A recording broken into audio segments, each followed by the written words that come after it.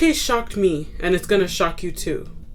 This man was born in 1935 in Amstetten, Austria. His name was Josef Fritzl. Apparently, he had a rough life growing up, but other than that, he seemed like a pretty normal guy. And so we thought. In 1956, Josef married his wife Rosemary, and together they had 7 children, including Elisabeth Fritzl. Although Elisabeth's mother was nurturing and caring and supportive, I could say the opposite for her father. Elisabeth and her father did not have the best relationship.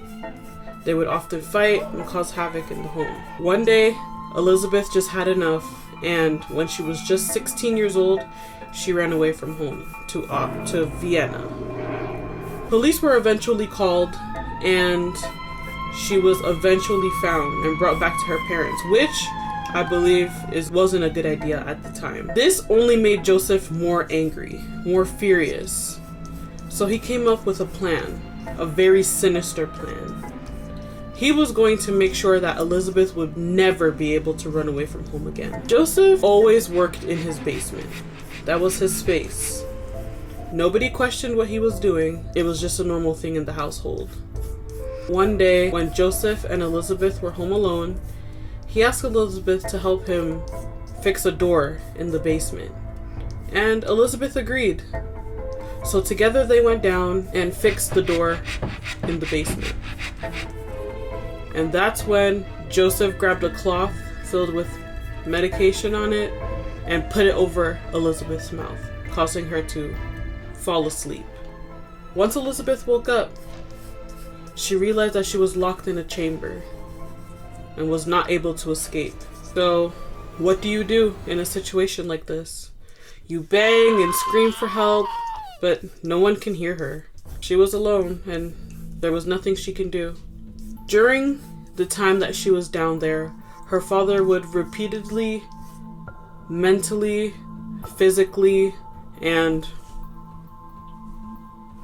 abuse her. And 5 years after living in that chamber, Elisabeth gave birth to her first child, Kirsten. Elisabeth was big on education, and she made sure that her daughter was going to have the best education possible with what she was given.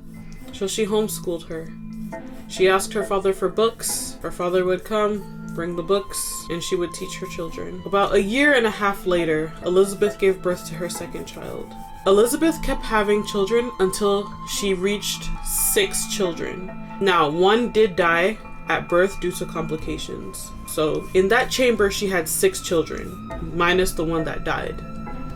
And it was just getting too crowded down in the chamber. So Josef had an idea. He was going to fabricate a story that Elisabeth couldn't take care of her kids. He forced her to write a note, and Josef would take the child and put the child at the front door of the home, included with the note, to fabricate a story that Elisabeth just couldn't take care of her children and was dropping her off for the child to have a better life. He did this 3 times, and neither times was the mom suspicious about it. One day, while living in this chamber, Elisabeth was noticing that her first daughter, Kirsten, was becoming very, very ill, and she was just not getting better.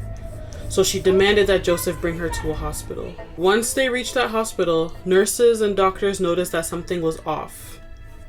And they asked for the child's name and information and everything, and was shocked to find that the child was not in their system. So they asked for more information, and this one split second that Elisabeth was alone with the nurses, she told them everything, including how her father locked her up, and it was actually her father's children, and they got help immediately, and Josef was arrested on spot at the hospital. Elisabeth did move away. I'm not sure if she moved away with her 5 children, if she's taking care of the 3 that went upstairs. But I do know that she is now hiding her identity. She doesn't want to be known. So I really hope she's living a great life.